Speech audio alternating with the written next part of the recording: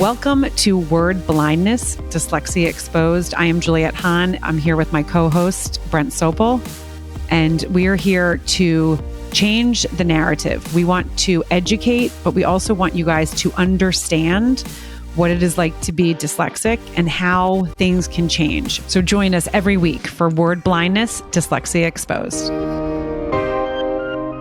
So welcome to Word Blindness. I'm here with my co-host, Brent Sopel, and a very special guest, Stephen Key. Welcome, guys, to Word Blindness. And Brent, this is going to be fun. This is going to be fun because, I've been talking about Stephen since probably we've met. And Stephen, I've talked to you about Brent's story. Both of your stories are so inspiring, but what we really talk about on this podcast is some of the hard stuff. As we said, not the negative, because I don't like that word. I'm the positive one. Brent is the realist. Now we're changing. Okay. Yes, I'm going to change that narrative a little bit. So Brent is the realist, and he really talks about things that are important. So, Brent, do you want to start? Do you want me to start? Go ahead. You're on a roll. This is your ship. You brought us all together. So, put up both hands and lead us. Okay, great. Well, so Stephen, I'm going to give a little intro. I had the pleasure of meeting Stephen on one of my other podcasts. And we could have talked probably for days. So Stephen is the founder of Inventor. He is an inventor. And I became fascinating because I was like, wait, what do you do? What do you mean? This is so great. The creativeness. So the listeners know that just takes me down. Like, okay, well, how does your brain work? Where did that creativeness come from? So you can find Stephen everywhere. He is also an author. And One Simple Idea is one of his books, but he's also written for Forbes and Entrepreneur Magazine. I think he's got, thousands of articles. He also has tons of information on his YouTube channel, which is Invent. So the other thing is Stephen is a giver. So he loves to really share, like, this is what he did, and he wants to help others do it without being like, okay, this is how much it's going to cost. But then he does have the coaching program, which you can dive even deeper into it, but he gives you so much information. So LinkedIn, that's where Stephen lives the most. Stephen Key, again, he gives fun things, but he also, what I've loved as I followed you, Stephen, is you've gotten even more vulnerable as time has come on. And I know it's not the most comfortable. Brent and I talk about it all the time. Sometimes that vulnerability, that place is what's hard. But it's what people need to hear because so many people have trauma. So many people, everyone does. Everyone has trauma to a different level. And what we talk here, obviously, is about dyslexia. This is word blindness. Stephen, to give you a little background, word blindness is what dyslexia was referred to in the 1800s. So it's been around that long. Yeah. And don't get Brent started. I had the same face. I'm like, what? 1900s? No, thank you so much for inviting me. And thank you for that great introduction. So thank you so much. But So Brent, you can ask the first question if you want, or we can just have, Stephen start telling the story. Stephen, obviously you do have, you got a great history, great background, but the one word that caught me that, through that whole thing was giving. You're always giving, it's, yes, you've done some amazing things, inventor and, book writer, but the one word that caught me right there in that whole thing is, was giving. Now, why? Now I'm going to ask why, why are you a giver? Yeah, it took me a while to figure that out myself, actually. I think I'm thankful that I didn't think there was a place for me. Yes. This so-called learning disability that I have kind of created an individual that was just hiding. Mm-hmm. I was always hiding. I was a master at hiding. And I didn't think there was a place for me. And that this difficulty communicating or writing or reading, I was just different. I didn't think anybody would hire me. I thought it was just kind of floating. So when I found something I was actually pretty good at, and I was so thankful for it. I was thankful that it worked, and I just wanted to talk about it. I guess I was so quiet for so many years that once you took the lid off that container, you can't shut me up now. So, yeah, I'm very thankful, and I don't think I can give enough. It's impossible. Yeah. I mean, I love that. And again, because when you were on my other podcast, you gave us a little history of when you were growing up. And one of the things that you said that I still think about is that someone said to you, and I think it was your father or it was one of your friends, said, if you find something that you love, you'll be the richest man ever. Was that your dad? Yeah. Yeah. Well, my father gave me permission to jump off a cliff, which was really brave at the time. I didn't realize it. He didn't give me any tools to get down from the cliff, but he told me to jump, and he gave me permission to jump, and I did. And my father knew that if I found something I truly would love to do, I'd probably never work a day in my life. And he was spot on with that. He was right. Where I think most parents would have said, no, you need to do that because that's safe. And my father didn't look at it that way. He didn't say very much. He was a very quiet guy, but he gave me permission to try something that was really gutsy. Interesting. And now to branch off that, you just said he didn't give any tools to get down. Did he even know what those tools would have been? No. Yeah. No. And that's why I cannot blame anybody. It's funny. I've talked recently in the last couple of years. I've talked a little bit about growing up, and I didn't know I was someone at risk. I guess I was a child at risk. I didn't know that's what it was even called, but I was that child, and my parents did the best job they could. But it at the time, I don't think they knew what to do, really. It was just a timing, but they gave me the ability to dream. They did do that. And they let me have the freedom to let my imagination run wild. That's one thing they did. They gave me that gift. How to use that gift, how to channel that gift into something that was productive. No, they had no clue. So I had to figure that out. And it took me a little while to figure that out. But they never told me what to do. They never tried to discourage me. They never said anything that, you're not succeeding. Why don't you do something else? They never said anything of those things to me. Yeah. So, but I do remember. Powerful. Very, very powerful. Right. Right there. I was surprised. And looking back, it wasn't perfect at all, but they did the best job they could. And at the time, no one really knew what to do with people that have this superpower. Now I know it's a superpower. I didn't realize it at the time. It's like, what's wrong with me? And why is this so easy for everybody else? I just couldn't figure that out. In fact, I remember sitting in my car. I'm 45, I think, and I'm just frustrated. My kids are going through school and they're bright and they're brilliant. And I'm so happy they didn't get anything I actually got. And I went into this store for teachers where you could buy learning materials for classroom. And I bought 3 books, first, second, and third grade books. And I thought I was just going to sit in this car and I'm going to read that. And I'm going to fix what's wrong with me. And I sat in that parking lot. I got all 3, and I was so excited about it. I said, I'm going to change this. I'm going to change this problem I have. And I sat there and I read it as much as I could. I ended up just eventually taking all 3 and throwing them in the garbage because it wasn't going to work. Yeah. So I've been fighting that difficulty a little bit about who I am for a long time. Yeah.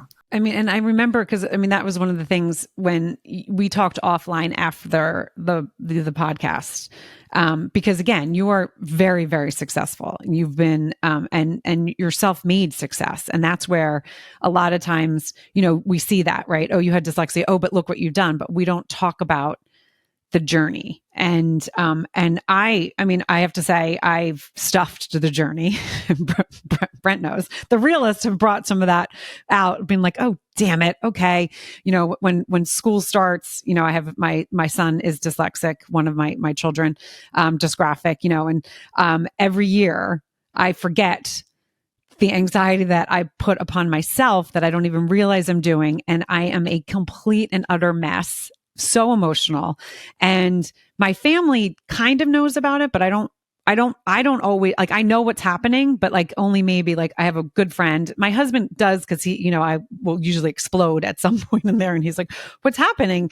And then I will just kind of like become a puddle, and he's like, okay, I didn't realize this was happening. And it happens every year in September. And still, I'm going to be 50. And it's still one of those things that it's just like, oh, I just know what he's going through entering school, even though I was social. So I liked certain aspects of school. I was athletic. So I liked certain aspects of school, but there's so much that I just stuffed because I was like, I don't like those feelings. And Brent is very open, and we talk about, that, and again, it's not the negative, the realist side of when you struggle, and it doesn't matter how personable you are, you do hide. I mean, I so many times would hide in the classroom, shrink and hide in certain social like things. And I think about it now, and I'm like, I was so social, but anytime things got a little bit where I was like, I don't know if I know about that, I would either go off and do something else or change the sub, figure a way not to have to be asked questions, like, hey, people asking math, weird, random, how do we do this and this? And I'm getting out of here. Right. I mean, and I know, Brent, you have you have a lot to add. No, it's funny. We're all talking the same language, and in different terms. It's you went up to that store. I don't know how many times I went into that store with my kids, and I'm looking at the racers or the scratch and sniff thing because this is all I get. Or there's that TV show. Are you smarter than a fifth grader? I'm like, absolutely not. Are you kidding me? No.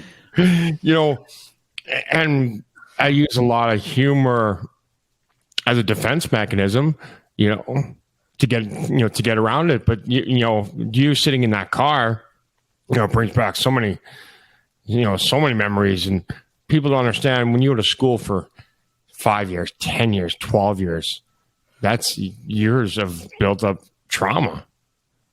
It's not a one-time thing. It keeps going on. You refer to you're going to be 50, and it keeps coming back. Well, for me, it was 12 years of absolute misery for 8 hours a day. It could have made a TV show. You're smarter than a first grader. Absolutely not. It's interesting that you mentioned the hiding, because you don't want to be exposed. Yeah. Right. And so you're looking at details. I still do. I check out everything. I get the places early. I check out the situation.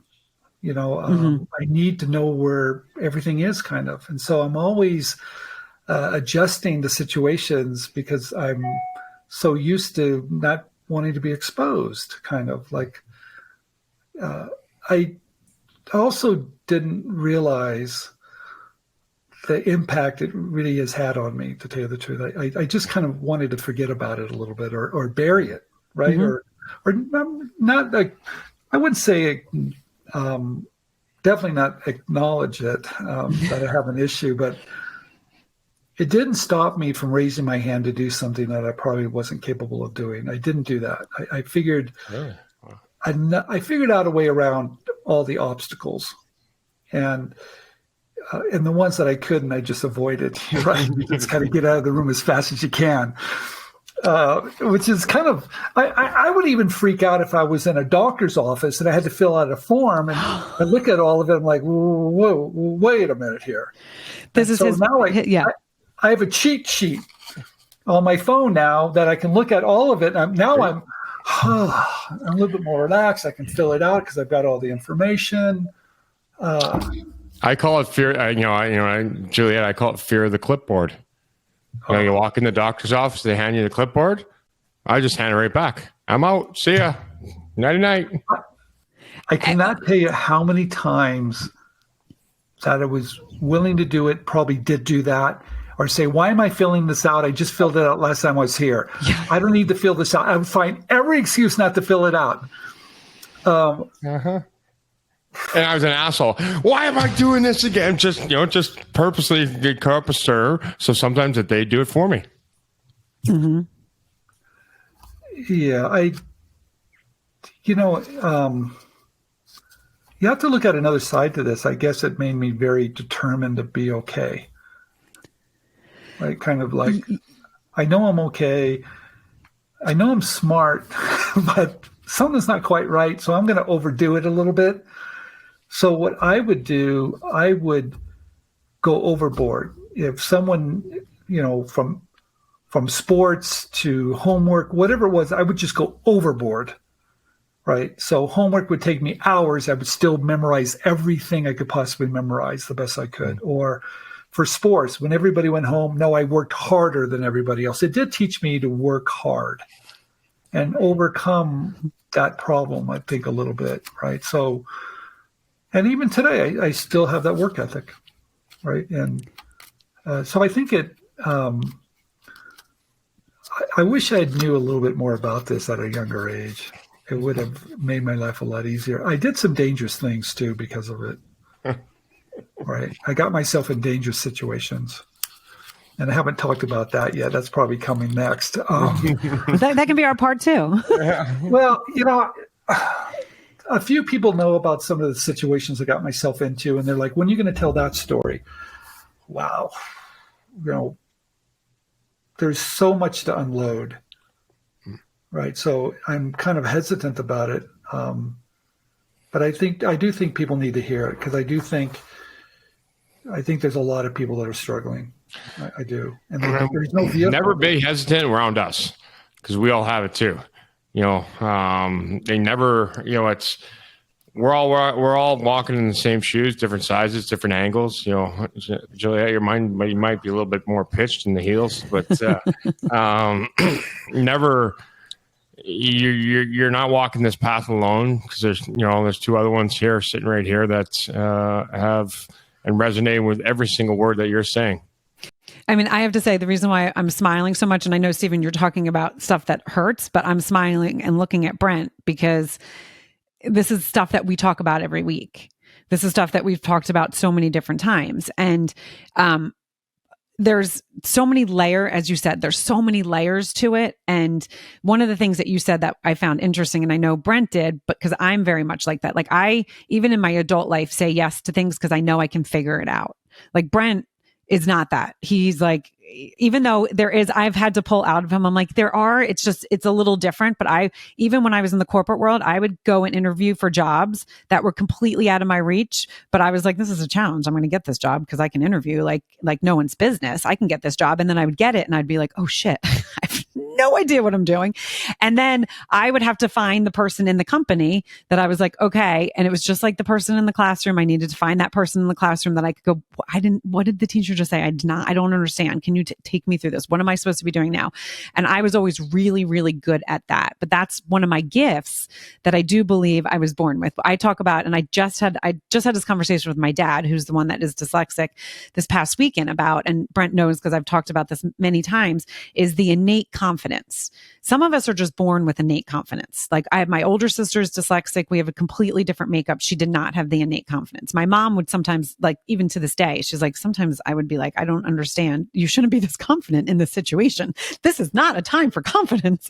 But I just would. But that is, I think, who I was born with. But yes, I had supportive parents, but I was that person that was just determined. Even though I shrunk a lot of times in the classroom, I shrunk in certain situations, I was determined to prove it to myself, because I'm not like, I'm super, super competitive, but it's not like I'm competitive for the next person to be better than them. I don't care. Like, I'm happy for you to what you're doing.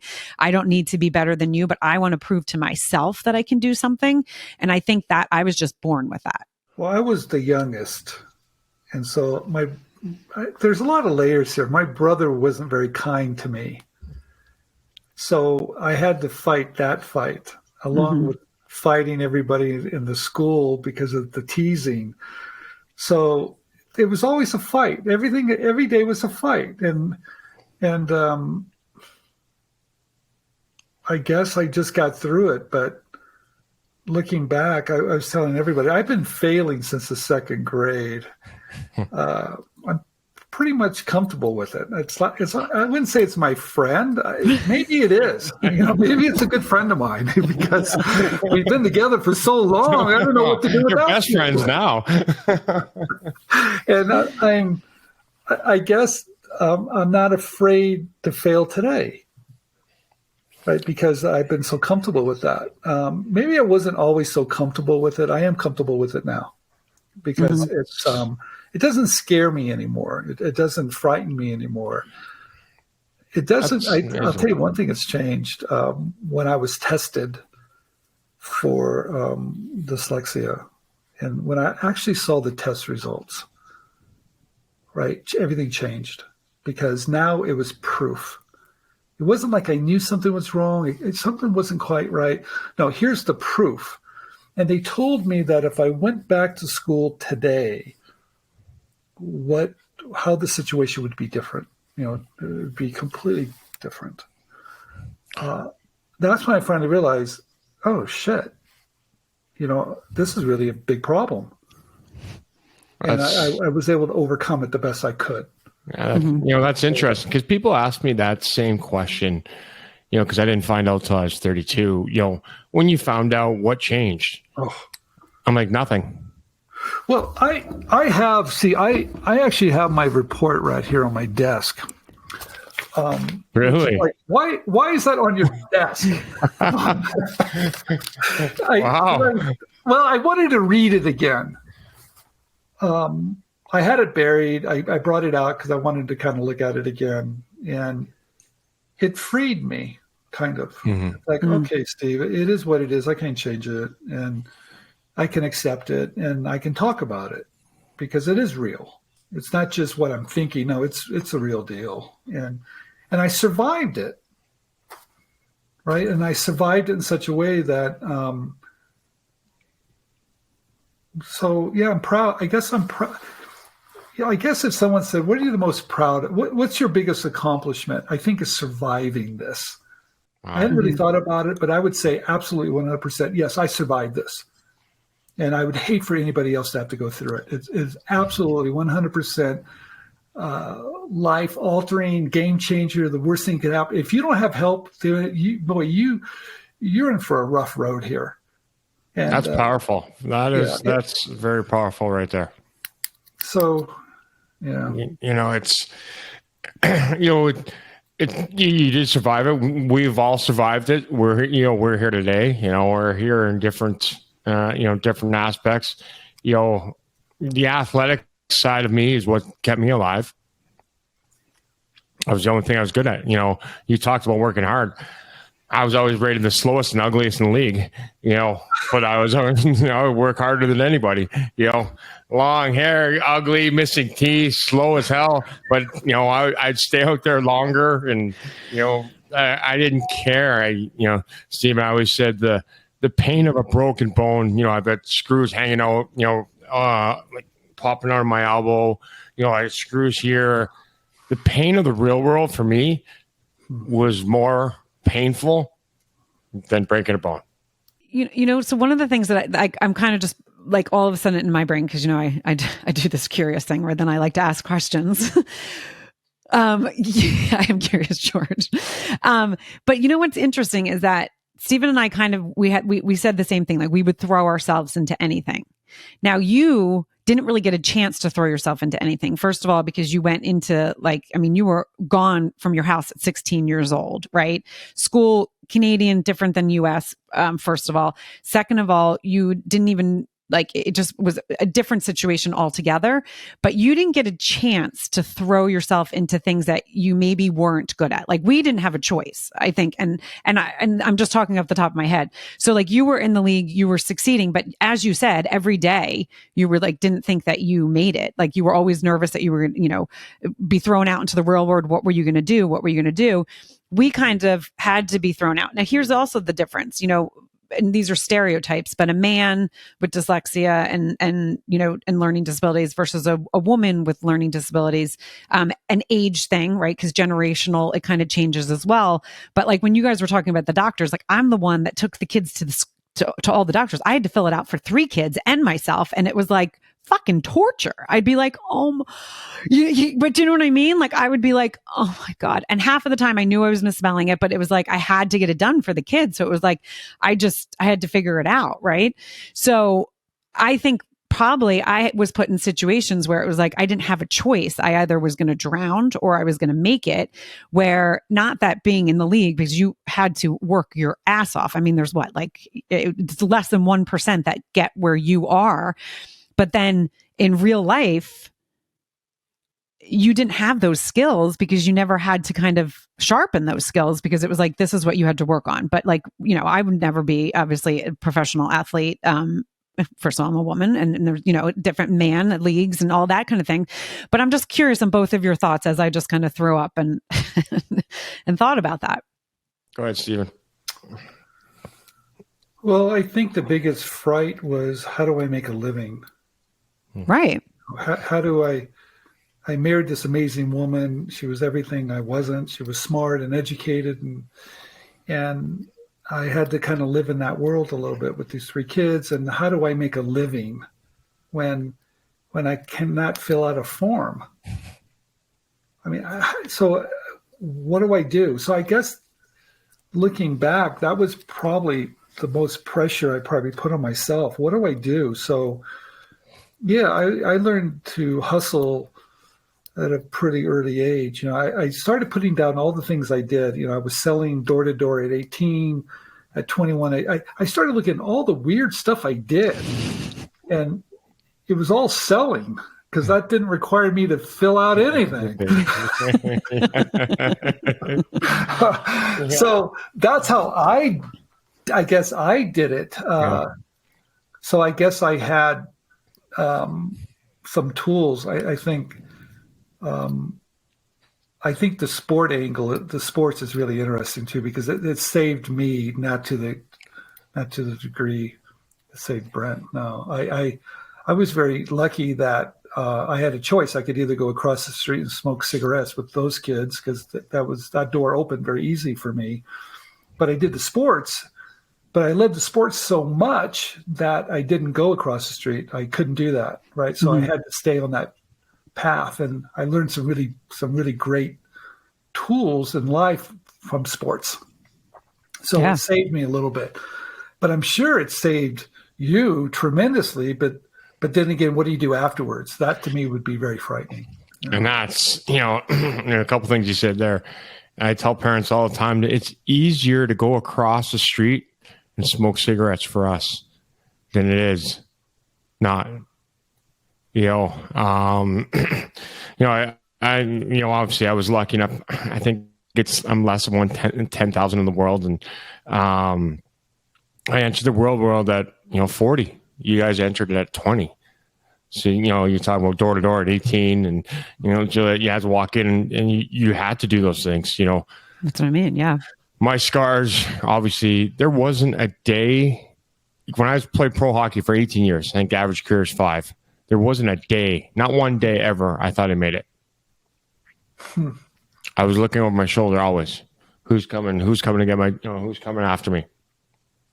My highs were high when confidence, was could have been one of the best players. But when I was down, my roller coasters were high, highs and lows. And my parents, did the best job. They did a great job. They didn't know what it was back in Canada. Never heard the word. But now, let me tell you, the real world is not an easy place. Entering it at 40 with no job experience, no education, and these wonderful learning disorders. And it's am I able to do some things that most people look at me like, how do you see that? How do you do that? How do you function? Absolutely. And I do the same thing to people every day. How are you able to do that? What am I, almost 47? I'm like, So is there pain every day? Always will be. You know, I don't think my pain will ever go away because I've never been that. I haven't gotten to the point, Stephen, you said that you're okay. You know, I am okay, but I'm still in that scraping to make a life, make a living, survive, provide at almost 50. Well, you know what's really interesting that you said you're always looking over your shoulder. I don't know if that ever really goes away. And I always thought it was because of I'm an entrepreneur. I don't get a paycheck. So maybe that's why I'm always thinking the wolf's at the door. Yeah. Okay. But I think there's something more than that because of what you just said. I think the wolf's at the door because of it's always been at the door, you know, and I'm always not sure myself to a certain degree. I am a little bit, I think I could overcome it, but still there's always that doubt of,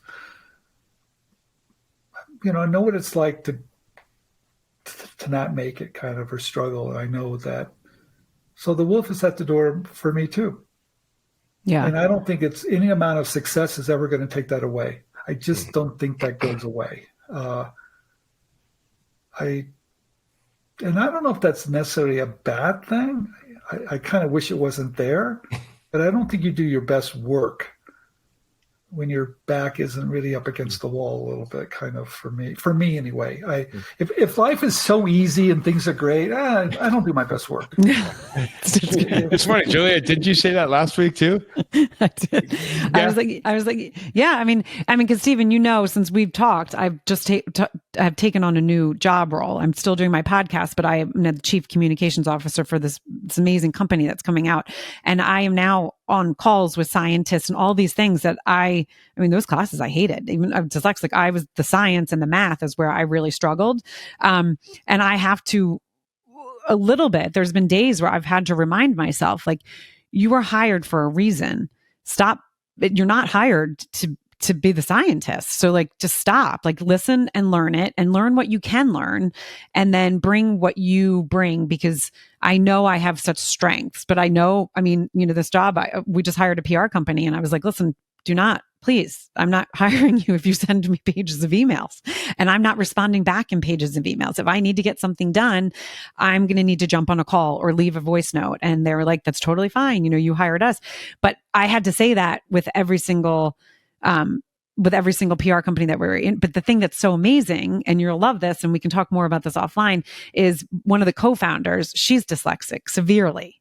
So she and I are like, we are so in sync. So we would start meetings and that's what she would say. Like, she'd be like, we're dyslexic. Do not do this. This is how we work.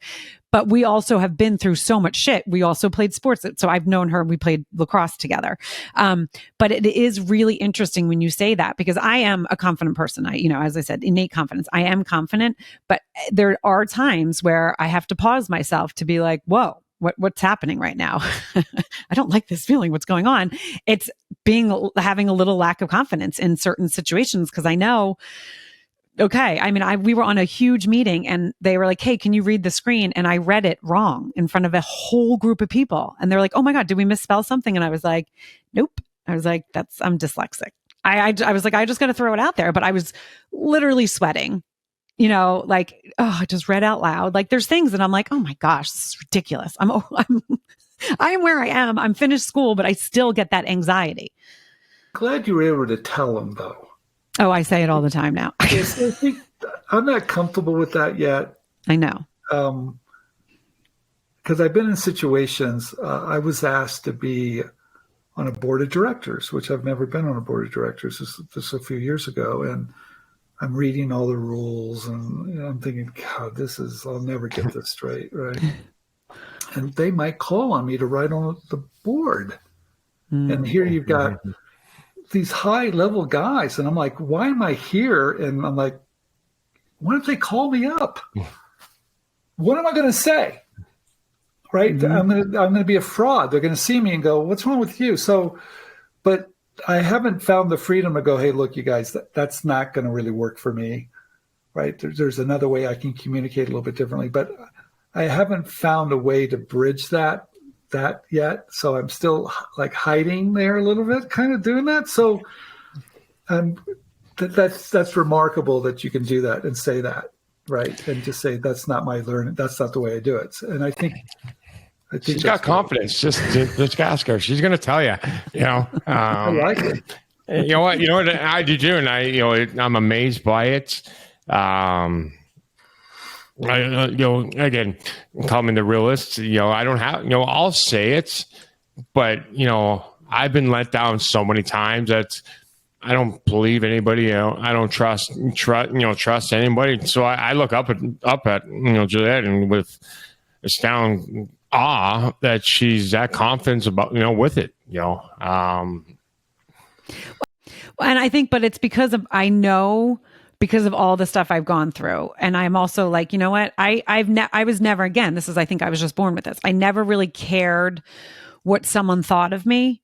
I was like that. Like if someone's talking bad about me, I'm like, I'm a very nice person. Like and I'm not ego. So like, I need to put that there, but I'm like, I'm a very nice person. Why wouldn't they like me? I would never, like, I'm a good time. I'm fun. I'm nice. I'm, like, this is, there shouldn't be anything. Yeah, totally. But you know what I'm saying? So I always thought it was someone else's problem. And again, it's not coming from an ego place. It's coming from, I think it definitely comes from genes. I think my dad is similar to that, but I also think it was the way we were raised. I mean, I was one of 5. It was like we all knew what our gifts were and what we struggled at, and it was like it's okay, right? But I think having a dad. I mean, Brent and I both have children that we're raising. There's days though that I'm like, oh, I just pray that he is going to be okay. And I innately know he is, but some of the days, like the beginning of school and the things that like I could feel in him that I know, okay, he's totally spinning, and how can I help him? Because I'm also his mom and he's a teenager, and I'm annoying, my teenagers actually don't like me. But most people do. It's hard. Looking back when I have 3 kids, and looking back, wondering, am I passing this along? Yeah. And waiting to see when this thing is going to happen. It didn't. Now, if you have grandkids, you have to know that it quite possibly could.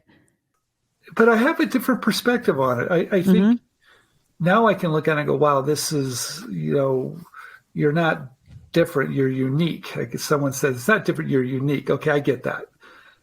But you really have to help that person understand that. And I don't know if you can allow the system to help with that. No, you can't.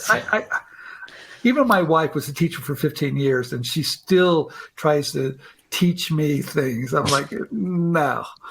I go, it doesn't work. So you better surround yourself with people that do understand it, that understand that you're going to need a lot of support and help and to overcome all those, because your confidence is so wrapped up in your self-image. And at that age, it could be just crushed. I was... So getting back to the word giving, because I think when people get to know me, they understand that now, right? They understand the difficulties and they understand what I had to go through. And then so I'm just so thankful. Gee, you got to be kidding me. It worked out okay. It did. It worked out better than okay. But boy, it could have gone the other direction. In fact, it did. It did go the other direction at times. Mm-hmm. And that's why, I talk about the bad side, cause a bad side. So everybody knows what it is. It's all of us been there. It's you talked about your wife being a teacher. Is this whole thing that is all about education. Everybody wants to, why don't they change the school district? Why don't this school district do it this way?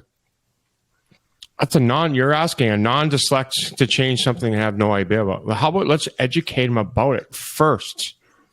I always say, let's educate first, then try and change, because we're trying to change before education.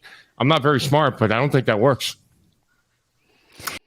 No, and that's Brent's, I mean, that's his whole foundation. I mean, that's what it's so important. And I mean, Brent is also a super giving person. I mean, I think that's the thing, that when we are in these situations and we've seen what we've overcome and what we've done, nothing is ever going to be easy. I mean, that's one of the things I always, like, even when my son was young, I would say to him, nothing's ever going to be easy. So you just have to work hard. Like, you just have to let it, like, sometimes things have to slide off your back, because you know what? And you can't let what people say affect you in certain ways. Cause right, we've had teachers that have said things to us, kids that say things to us.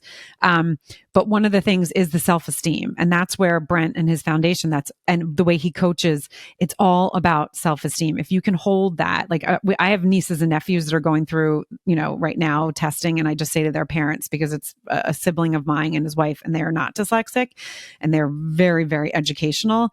And I just get this pit, because they're like, well, we're just doing more workbooks. We're just doing more workbooks. And I'm like, oh, fuck the workbooks. I was like, oh my God. Okay.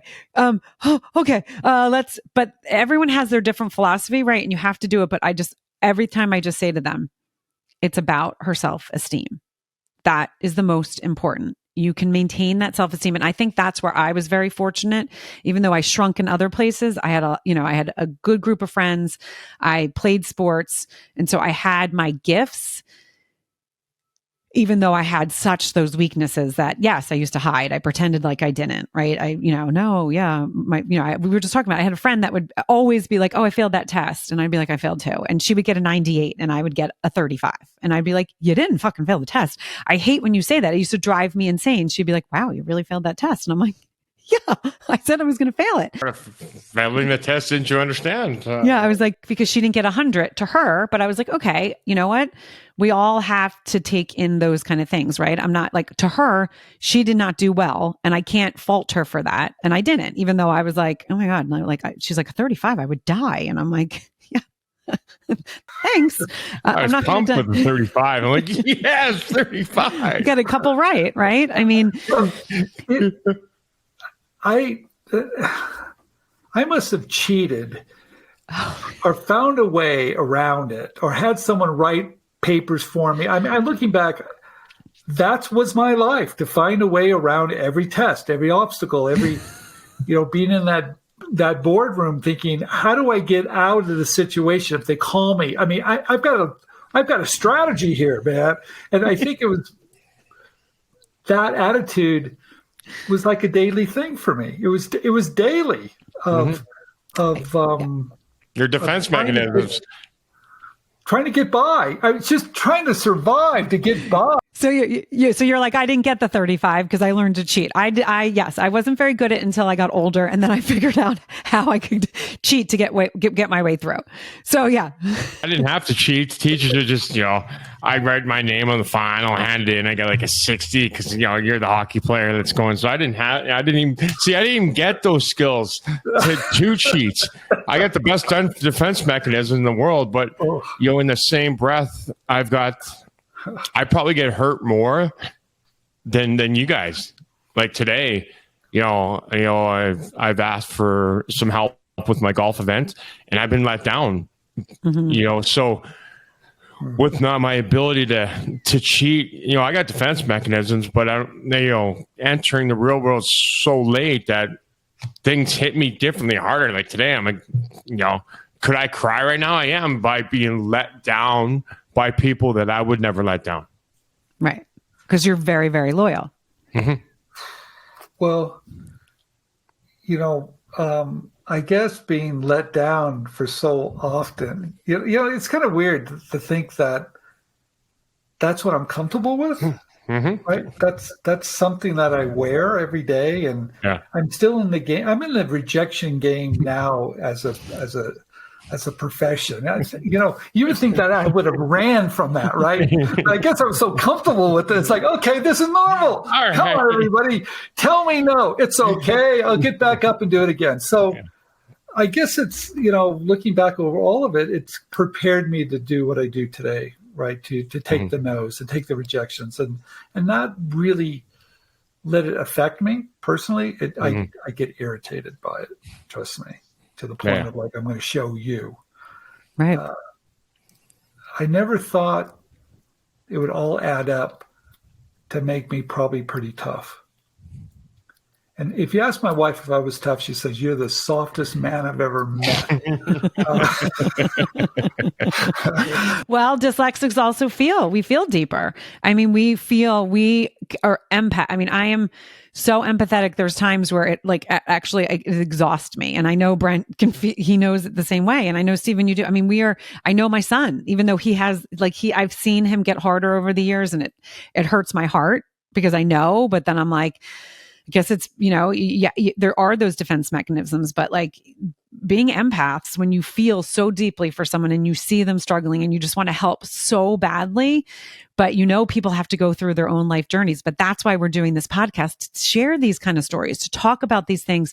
I've had so many teachers and people reach out from, just of us doing this, people from high school that were like, "Oh my gosh, we were in the same, SPEDI class," which is terrible, but that's what we called it. I didn't realize that you were dyslexic. I knew that, we weren't great in school. And I'm like, I didn't realize you were dyslexic either. It's because we didn't talk about it then. We just knew we had this understanding, because I was a girl in the classes with most of the troublemaking boys, right? There was not a lot of girls in those classes. I was very quiet. And, I think people read that the wrong way. Mm-hmm. I think they thought I was just a plain jerk.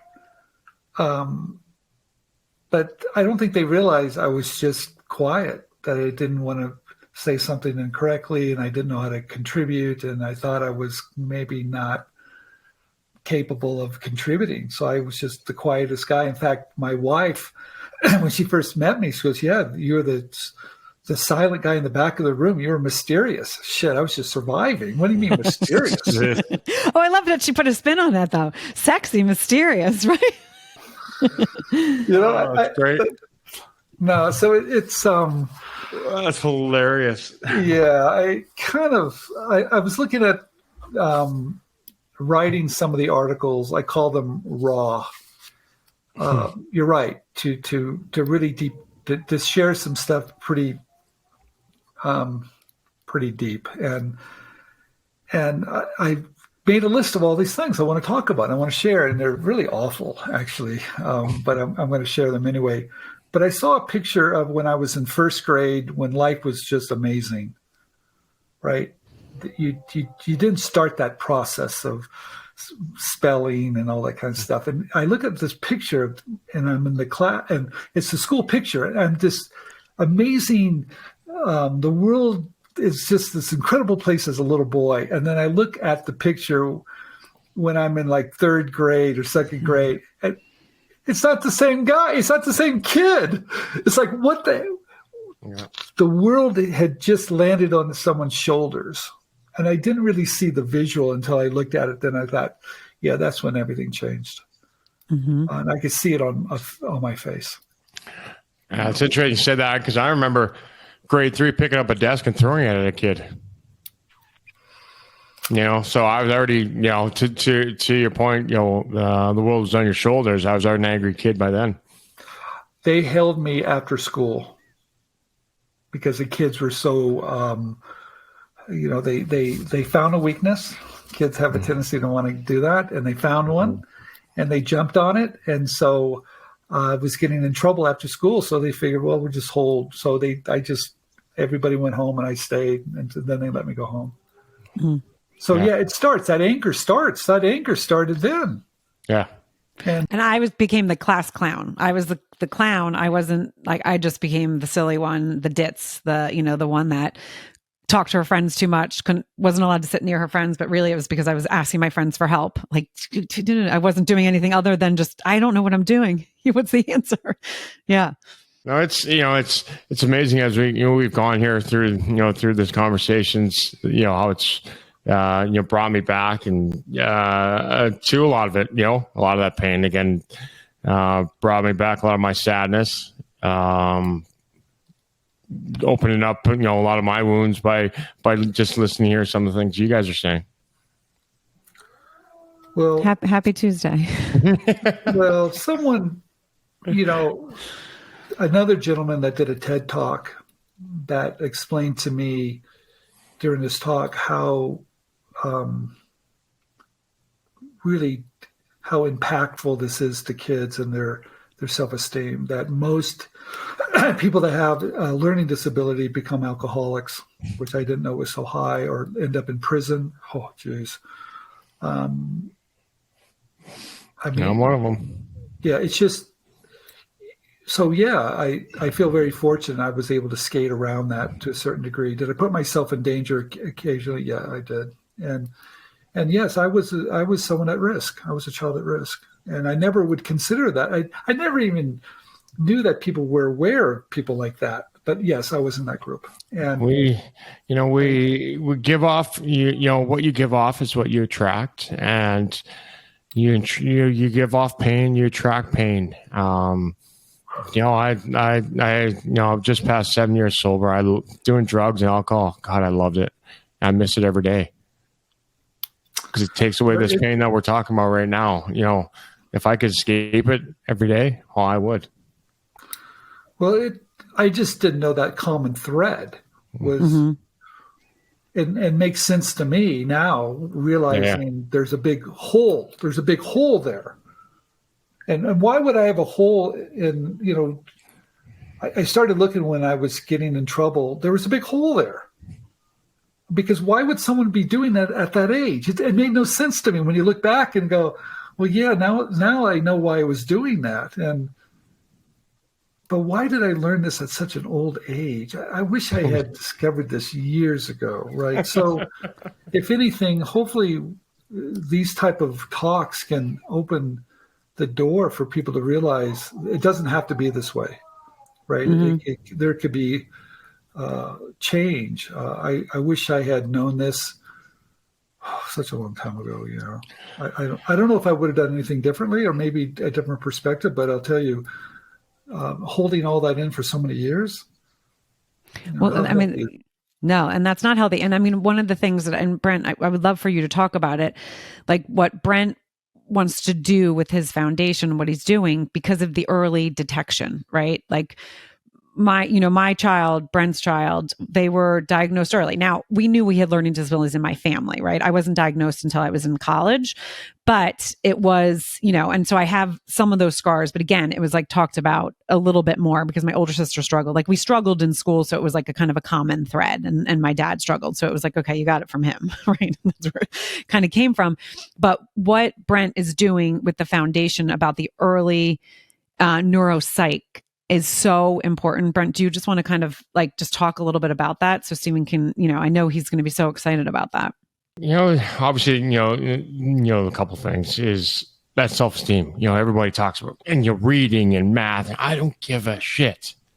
If you don't like yourself, if you're not enjoying what you're doing or who you are, you're not going to learn. I don't care if you're 5 years old or you're 55 years old. So first off is, how are you as a person?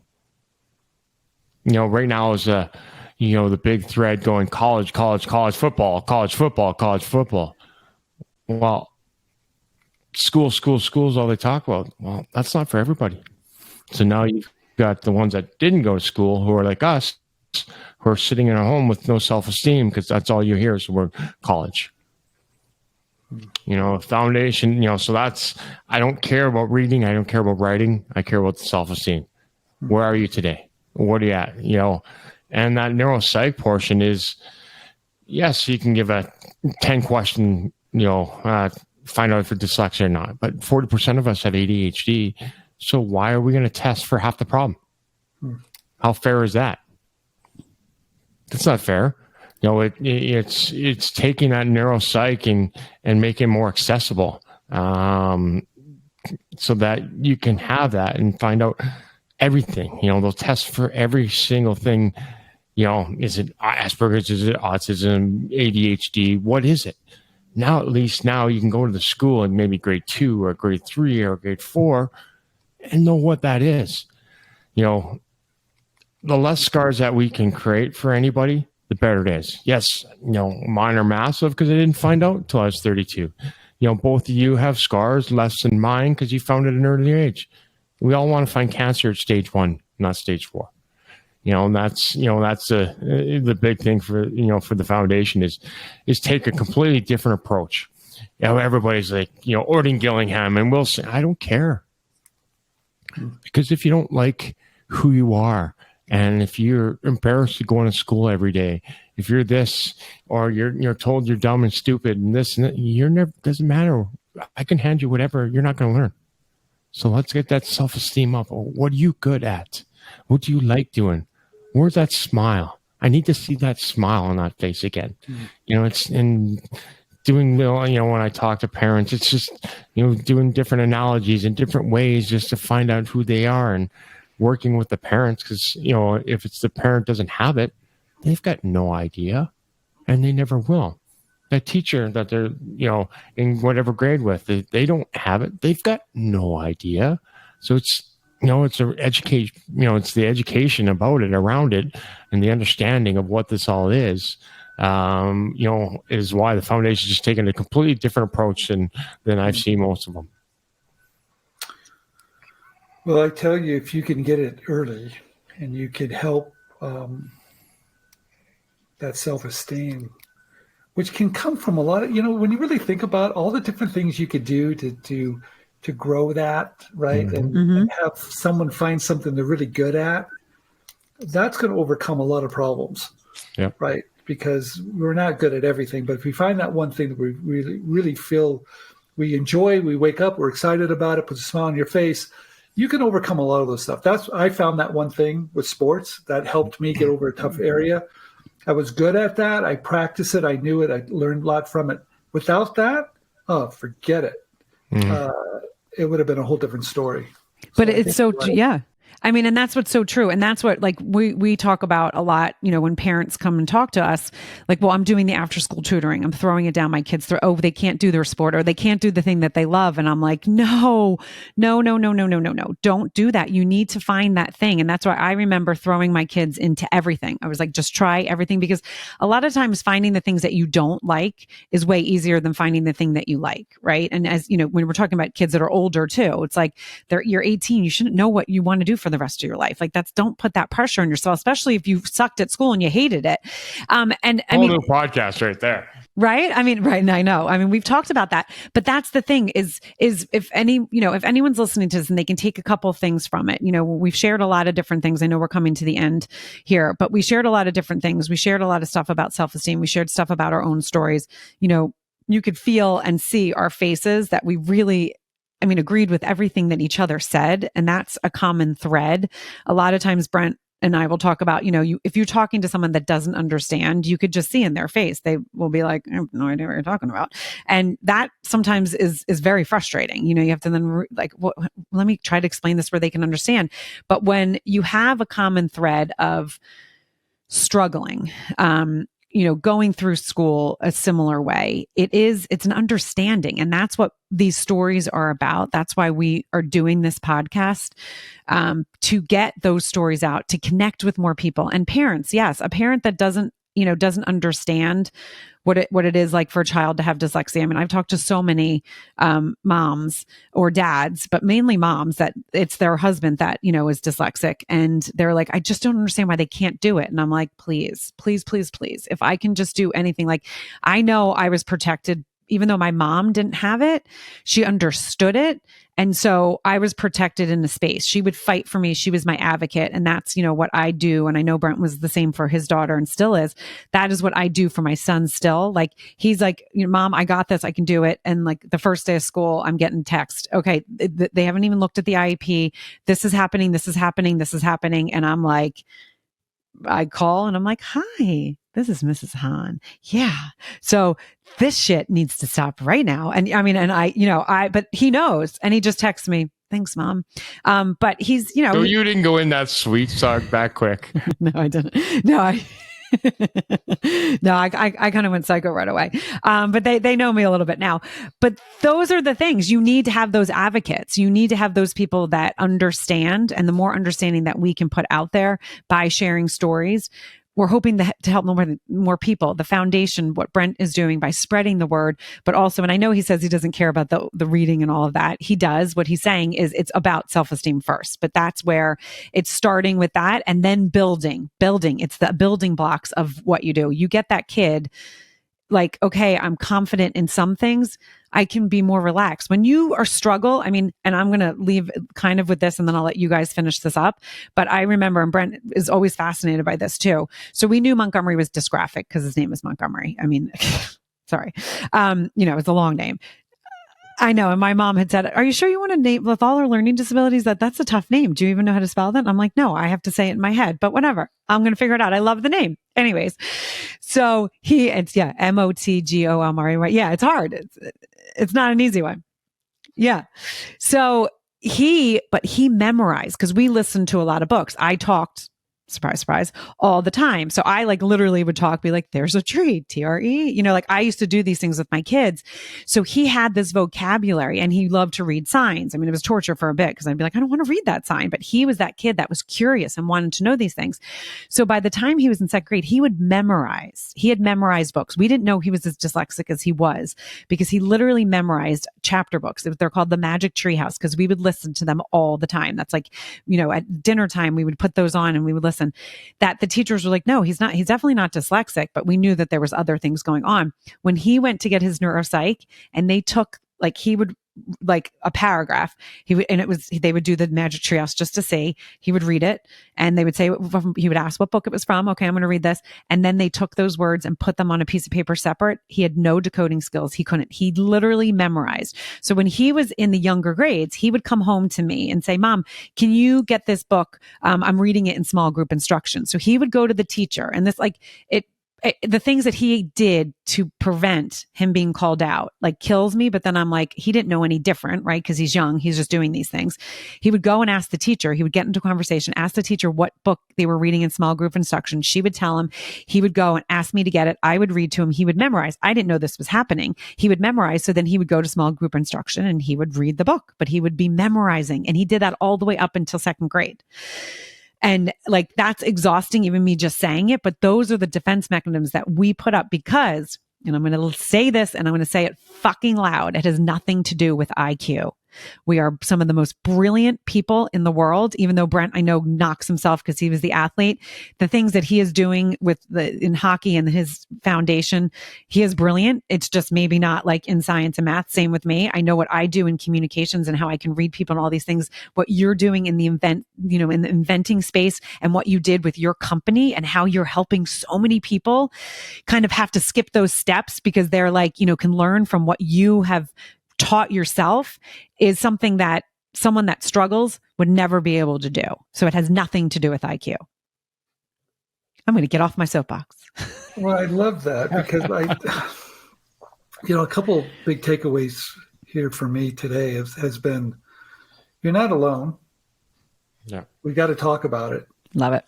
And I really like that Brent said about the self-esteem. I think without that, you're not going to teach someone. I mean, you can, trust me, but after so many years, is my spelling better? No.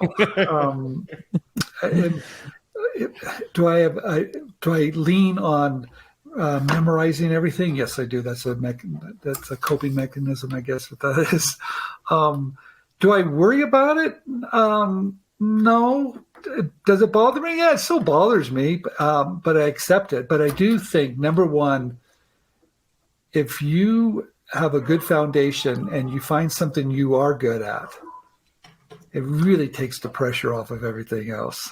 Yep. I think you hit that on the nail ahead. And just trying to learn more and teach more. I had tutors every single day after school forever. It didn't help. Stop that. Stop that. That's crazy. That's craziness. Okay. And how many rocking chairs can I read? And it's okay, that doesn't work. Okay. So we got to find something different here. And I think you're right. If you don't firsthand really understand it, how can you really help someone? Yeah. And I saw that with my wife. No, you've got to find some remarkable people that really get it, been there, done it, maybe have it.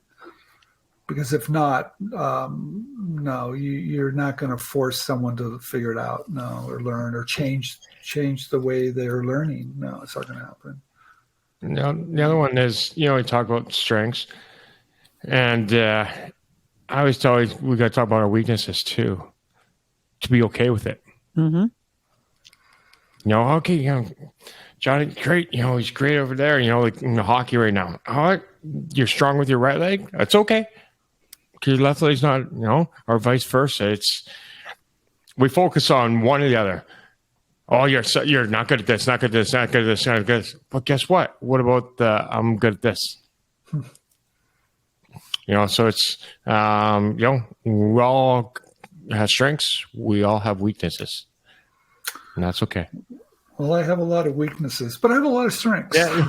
I say that right. I do too. But do you have the ability to say back there? When was that time where you said I got a lot of strengths too? Before me personally, I got a lot of weaknesses. I would never come back with, but I got some strengths too. Now I can. But you both jumped to say you got strengths and weaknesses. So that's, tells to who you are as individuals and where you are in life and with this whole process. And that's where we can get each and every person with this. If we can do that, the world's going to be a better place. Well, I know Brent, he's got his foundation in 2 weeks and he's got to be on the ice. So I know you got to go answer some calls. And Stephen, I know that you are also a busy man. And I just want to say thank you so much for joining Word Blindness. You guys, you know what to do, like, rate, review, and share. And what is so important is you might have listened to this and been like, oh, interesting, but you don't know who in your life, I say this every time, so I know Brent laughs because I have it exactly down. But you don't know who in your life needs to hear this. You don't know who in your life has maybe a niece or nephew, cousin, someone in their family that they're like, wait a second, they're struggling. Because again, if you don't know about it, you can't make a change. And there's nothing wrong with knowing about it. As Stephen said, he felt better once he knew his diagnosis. I know I did.